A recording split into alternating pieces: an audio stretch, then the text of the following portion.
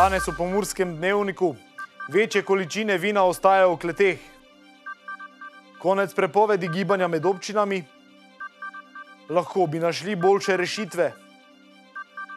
Spremenjen režim nakupovanja. Vreme jutri bo delno jasno.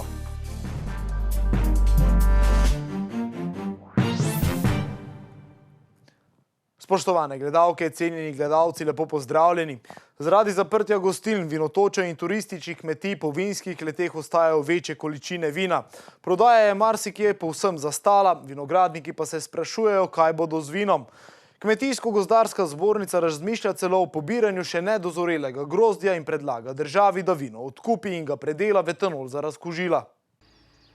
Tako kot po vsej Sloveniji, tudi turistična dejavnost na domačiji Gaube od marca naprej ne obratuje. Tudi gostilne, kamor so prodajali vino, so zaprte. Čeprav nastajajo zaloge vina, pa verjamejo, da bo tudi nova letina dobra. Glejte, zdaj škropim vinograd, torej želimo si, da je pridelek normalen, da bo rodilo. Če bi vedeli, da se bo to zgodilo, verjetno ne bi tega mladega vinograda sadili. Torej neke dodatne investicije, ki jih je potrebno prej ko slej poplačati. Veste, tudi mi smo do zdaj z našim dobaviteljem vse plačevali redno in ko več tega ne bomo mogli, potem izgubiš neko kredibilnost. Že februarja je bilo povpraševanje slabše, zdaj na kmetiji realizirajo manj kot 10% siceršnje prodaje. To je nemogoče nadomestiti. To se bo mogoče lahko, zadovoljni bomo, če bomo prišli mogoče na 60% lanske prodaje, ampak te 3 mesece bo pa v vsakem primeru več in seveda v jeseni za neko normalno trgatvijo. Kmetijsko-gozdarska zbornica je že pripravila nabor ukrepov za pomoč vinogradnikom. Obstaja tudi možnost, da bi se vino odkupilo in predelalo v etanol. Zagotovo se bodo povečale zaloge, to je zagotovo. En tudi predlog strani Kmetijsko-gozdarske zbornice je tudi zagotovo bil tudi ta, da bi se ta del alkohola predlaga, da se naredi kot blagovne rezerve za etanol. Ne vem, bomo videli, kaj bo sprejeto. Ena od možnosti je tudi zelena trgatev, torej obiranje grozdja, ki še ne dozori. Toda to je možnost, ki pride v poštev kot zadnja. Vinogradniki si seveda najbolj želijo ponovnega odprtja gostiln in turističnih kmetij. In upanje, da bojo ljudje, ko bo se sprostilo, spet normalno pili, kar seveda sam ne verjamem, da bo tako, ker dosti lokala bo ostalo zaprtih. Upam pa, da bojo pa vseeno gosti hodili k nam na dvorišče, torej da bo ta dopolnilna dejavnost vseeno zaživela nazaj. O ponovnem zagonu gostinstva z dodatnimi ukrepi za preprečevanje širjenja koronavirusa pa bi turistične kmetije lahko bile celo v prednosti. Imamo velike terase, lahko postrežemo konec koncev z mizico tudi v samem vinogradu, tako da lahko te razdalje, ki jih moramo upoštevati med posamezniki, res upoštevamo. Ukolikor bo prodaja vina znova stekla, ostaja bojazen, da bi virus ponovno izbruhnil jeseni. Konc jesenske sezone, ko spet pričakujemo neko normalno proti novemu letu eno špico prodaje, ampak če se to še enkrat ponovi, pol mislim, da bo panoga kot taka v glavnini propadla. Še posebej, če bodo ostale zaprte tudi državne meje, saj več kot polovica gostov vinske kleti ob meji prihaja iz sosednje Avstrije.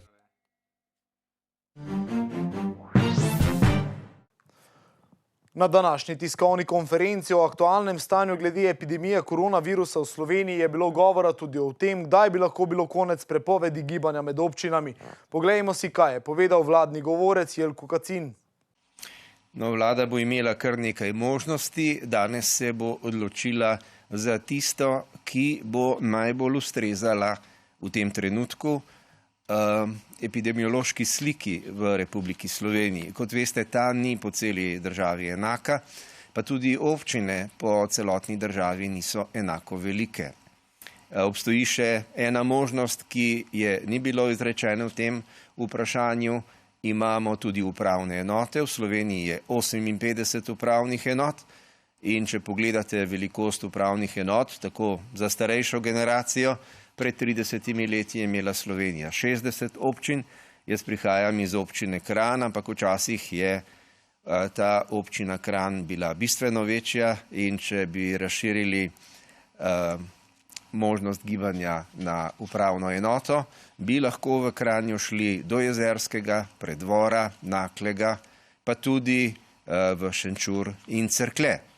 Se pravi, tudi na Krvavec, tudi na Storžič tudi na Grintavec. Skratka, tukaj se manevrske možnosti močno povečajo. Potem je pa naslednja velikost, to so te naše tako imenovane v naravi, v narekovajih, regije oziroma pokrajine, v mojem primeru je to Gorenjska, Severno-Primorska, Južno-Primorska, Notranjska in tako naprej. Za katero od teh možnosti se bo odločila vlada, ne morem prejudicirati. V današnji oddaji Aktualno je bil gost Grega Donša, predsednik kluba prekmurskih študentov. Govora je bilo tudi o pomoči, ki so je bili v okviru protikorona paketa deležni tudi študentje.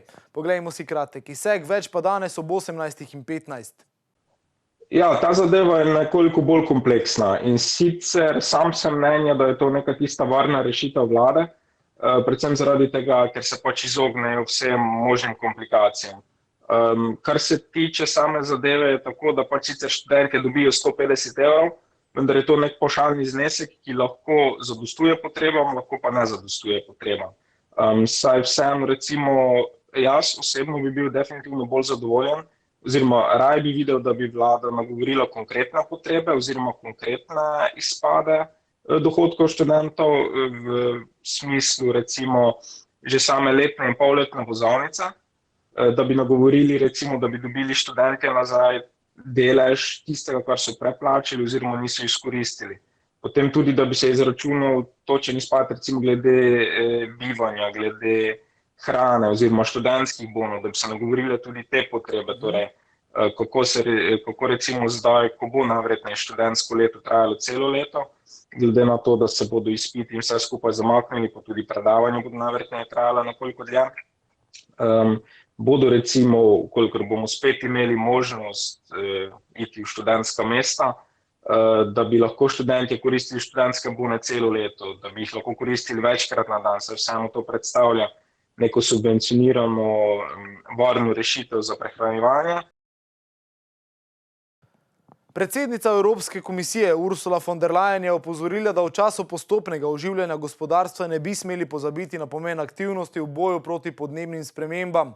Evropska komisija je namreč še pred pandemijo koronavirusa kot svojo ključno prioriteto izpostavila Evropski zeleni dogovor. Po mnenju von der Leyenove bi morali v ospredje postaviti zeleno okrevanje, več pa v izjavi. The coronavirus affects each of us. We're changing our way of life to protect our own health and that of others. We may miss many things that are dear to us, but we don't miss the air pollution from cars or the noise of traffic. When we throw open our windows, we can breathe fresher air. We see nature restoring itself. But we shouldn't fool ourselves. We may be getting a better grip on the coronavirus, but we are not getting a grip yet on climate change. The warming of our planet continues, and it will warm even more if we continue to burn fossil fuels. As we now plan to slowly go back to work and to invest billions of euros to restart our economy, we should avoid falling back in old, polluting habits. Instead, we should bounce back better from this pandemic. We can make our society and our planet healthier by investing in renewable energy, by driving clean cars, by renovating our houses and making them energy efficient, by buying sustainable food, reusing materials rather than throwing them away, or producing low-carbon steel. This is the essence of the European Green Deal. The European Green Deal is an agenda for transforming our economy to make it more competitive and improve our quality of life. We will now also make it our motor for the recovery. By using the European Green Deal as our compass, we can turn the crisis of this pandemic into an opportunity to rebuild our economies differently and make them more resilient, so that we also leave a better place for our children.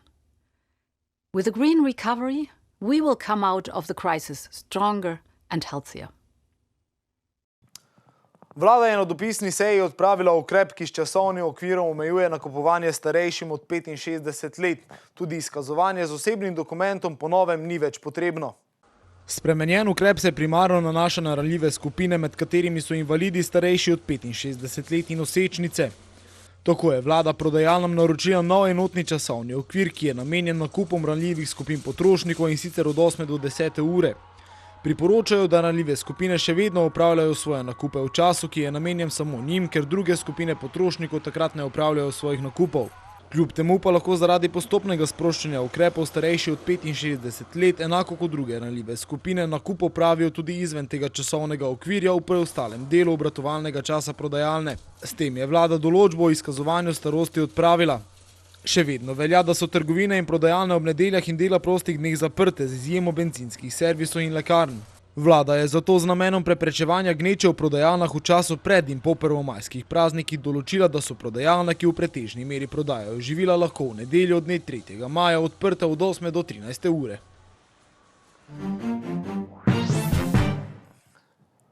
Jutri popoldne se bo od zahoda pooblačilo, proti večeru se bodo na zahodu spet pričele pojavljati krajevne padavine, ki bodo v noči na petek zajele vso Slovenijo. Več o vremenu pa v vremenski napovedi.